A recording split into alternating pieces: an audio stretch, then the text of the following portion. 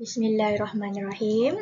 Assalamualaikum dan selamat sejahtera cikgu ucapkan kepada semua murid yang sedang menonton video PDPR Bahasa Melayu tahun 2 pada hari ini. Kita berada pada unit 12 Amalan Baik. Seperti biasa bersama saya, Cikgu Azandia. Mari kita mulakan. Murid-murid, cikgu nak buat sedikit ulang kaji mengenai sesi PDPR yang kita telah belajar pada minggu lepas, iaitu menyebut frasa dan ayat yang didengar dengan betul dan tepatnya. Okey, kita lihat pada muka surat 75, kita telah belajar mengenai budi bahasa dan juga kita telah menyebut frasa dan ayat yang didengar dengan betul. Okey, kita teruskan dengan aktiviti kita pada hari ini, iaitu aktiviti membaca. Okey, tajuk kita ialah asal-usul nama baling Kedah. Okay, cikgu akan jelaskan apakah objektif pembelajaran kita pada hari ini. Pada akhir sesi PDPR, murid-murid akan dapat menyatakan nilai daripada teks yang dibaca. Cikgu nak awak buka buku teks pada muka surat 76. Cikgu harap semua murid telah buka buku teks pada muka surat 76 ya. Okay, kita lihat pada tajuk di atas. Yang paling atas, tajuknya ialah asal-usul nama baling Kedah. Okey, apa tu baling murid-murid? Baling ialah sebuah daerah yang terletak di dalam negeri Kedah, Malaysia. Okey, negeri Kedah terletak di utara Malaysia. Okey, cikgu tunjukkan peta baling Kedah. Lihat di sini. Okey, bahagian yang cikgu bulatkan di sini ialah kedudukan baling dalam negeri Kedah. Okey, sekarang gambar tersebut menunjukkan Gunung Baling yang terletak di Kedah. Sekarang cikgu ada soalan. Mengapakah nama daerah itu dipanggil Baling? Adakah terdapat kaitan dengan aksi membaling ataupun terdapat sejarah atau cerita tentang asal-usul nama baling? Kita akan terokai selepas ini ya. Murid-murid, dalam muka surat 76 menunjukkan penjelasan asal-usul nama baling Kedah. Sekarang kita akan baca teks itu bersama-sama ya. Okay, yang pertama kita lihat pada perenggan yang pertama.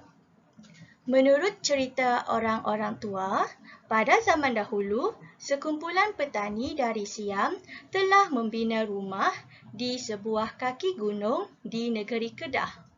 Tanah di kawasan tersebut sangat subur. Di sini adalah salah satu tempat di kaki gunung di negeri Kedah. Biasanya orang petani dari Siam. Siam itu nama bagi negara Thailand. Dahulu kita panggil negara Siam. Sekarang kita panggil negara Thailand. Okey, dulu petani dari Siam, mereka bina rumah di bawah kaki gunung di sini. Kebanyakannya tanah di kawasan sini sangat subur. Okey, kita lihat pada perenggan yang kedua. Mereka membantu dengan mengusahakan ladang tanaman di situ. Mereka bekerja siang dan malam. Pelbagai pokok buah ditanam. Okey, murid-murid, pokok buah yang ditanam di sini ialah seperti contohnya pokok manggis, pokok langsat dan juga cempedak. Okey, contohnya di sini gambar pokok langsat. Kita lihat pada perenggan yang ketiga. Selepas beberapa tahun, pokok manggis, langsat dan cempedak berbuah dengan lebatnya. Tiba-tiba, sekawan kera datang lalu makan buah-buahan di ladang tersebut. Para petani berusaha dengan pelbagai cara untuk menghalau kera-kera itu. Namun, kera-kera itu tidak lari ke hutan yang berdekatan. Jadinya, kita lihat pada perenggan yang keempat, petani-petani itu telah bermesyuarat untuk menamai tempat itu Ban Lin yang bererti kampung kera dalam bahasa Siam. Lama-kelamaan perkataan Ban Lin menjadi Baling. Murid-murid, berdasarkan petikan teks tadi, apakah asal-usul nama Baling? Ya, kita baca pada perenggan yang terakhir, petani-petani itu telah bermesyuarat untuk menamai tempat itu Banlin yang bererti kampung kera dalam bahasa Siam. Lama-kelamaan perkataan Banlin menjadi Baling. Banlin, Banlin, Banlin, Baling jadi Baling. Faham tak? Kita lihat di sini. Banlin bermaksud kampung kera. Sebutan Banlin akhirnya menjadi Baling. Okey, ini adalah nama asal-usul bagi nama Baling di Kedah. Asalnya dari perkataan Banlin iaitu kampung kera dan sebutan Banlin tu dibiasakan akhirnya menjadi Baling. Sekarang kita kembali pada objektif pembelajaran kita pada hari ini iaitu untuk menyatakan nilai murni yang terdapat di dalam petikan teks tadi. Okey, cikgu nak tanya, apakah maksud nilai murni? Nilai murni ialah perbuatan atau sikap yang baik. Okey, contohnya ialah yang pertama ialah rajin. Okey, apa maksud rajin murid-murid? Rajin maksudnya awak rajin membuat kerja rumah, rajin menolong ibu ayah. Okey, yang kedua kita lihat bekerjasama. Nilai murni yang ketiga ialah amanah. Prihatin, tolong menolong, baik hati, menghargai masa, menghargai. Okey, nilai menghargai maksudnya apa? Maksudnya nilai menghargai sesuatu pengorbanan orang. Contohnya awak mengucapkan terima kasih, memberikan hadiah dan memuji kebaikan orang. Itu maksudnya menghargai. Sekarang ialah tekun berusaha. Maksudnya awak gigih, awak tidak berputus asa. Okay, nilai murni yang terakhir, contoh yang terakhir yang cikgu berikan di sini ialah nilai murni pemurah. Murid-murid, cikgu ada soalan. Okey, apakah nilai yang terdapat dalam cerita tadi? Okay, awak nampak tak perkataan yang diwarnakan dengan warna ungu? Okey, cikgu telah tunjukkan di dalam jadual tersebut. Okey, pernyataan yang pertama ialah mereka membantu dengan mengusahakan ladang tanaman di situ. Okey, mereka merujuk kepada orang yang ramai. Adakah mereka itu seorang? Tidak. Mereka ialah terdiri daripada dua orang ataupun lebih. Jadinya mereka membantu dengan mengusahakan ladang tanaman. Okey, mereka membantu maksudnya mereka mempunyai nilai kerjasama. Okey, nilai bekerjasama. Manakala yang kedua, kita baca mereka bekerja siang dan malam. Okey, siang dan malam waktunya berbeza ya. Okey, kalau siang hari cerah, kalau malam hari yang gelap. Okey, mereka bekerja dari siang sampai malam. Okey, jadinya nilai di sini kita boleh tentukan ialah nilai rajin. Maksudnya dia rajin untuk bekerja mencari rezeki. Yang ketiga, para petani berusaha dengan pelbagai cara untuk menghalau kera-kera itu. Okey, mereka berusaha dengan pelbagai cara. Okey, para petani berusaha dengan pelbagai cara menunjukkan mereka tekun berusaha. Okey, murid-murid, tadi nilai-nilai yang cikgu nyatakan sebelum ni tadi, sila catat dalam buku sebagai nota awak ya. Okey, sekarang kita buat latihan dalam buku aktiviti pada muka surat 87 dan 88. Okey, sediakan buku aktiviti dan pensel serta pemadam. Kita buat bersama-sama. Cikgu akan bimbing awak untuk membuat latihan pada muka surat 87. Okey, kita baca aktiviti 2A. Baca cerita kemudian nyatakan nilai yang diperoleh berdasarkan frasa yang berhuruf tebal. Okey, kita baca cerita Sang Lebah dan Sang Kelulut. Pada suatu hari, sang lebah ke rumah sang kelulut. Dia melihat sang kelulut sedang bekerja dengan tekunnya. Hai sang kelulut, kecilnya sayap kamu. Kamu tentu kalah jika berlumba terbang dengan aku, kata sang lebah dengan sinisnya. Belum tentu kamu menang. Esok kita berlumba.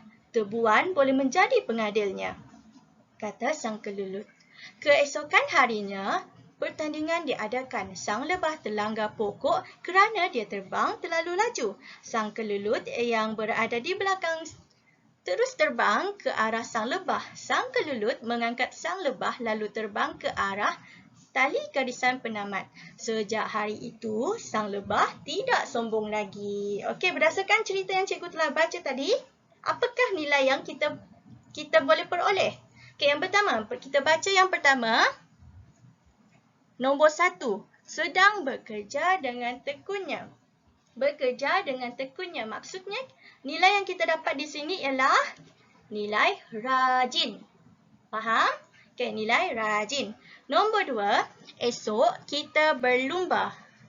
Okey, nilainya ialah berani. Jadinya, maksudnya di sini, sang kelulut berani menyahut cabaran si sang lebah. Okey, yang ketiga, tebuan boleh menjadi pengadilnya. Okey. Nilai murni yang terdapat di sini ialah sang kelulut mempercayai rakan. Dia percaya terhadap rakannya iaitu sang tebuan. Okey, yang keempat, mengangkat sang lebah. Okey, mengangkat sang lebah maksudnya nilai murni di sini ialah baik hati. Walaupun tadi sang lebah telah sombong dengan sang kelulut, tetapi sang kelulut tetap baik hati untuk membantu sang lebah. Dan nombor 5, sang lebah tidak sombong lagi. Okey, jadinya sang lebah akhirnya dia tidak menjadi sombong lagi. Okey, maksudnya di sini nilai yang kita peroleh ialah nilai insaf. Aktiviti 2B pada muka surat 88. Okey, cikgu akan bantu awak macam mana nak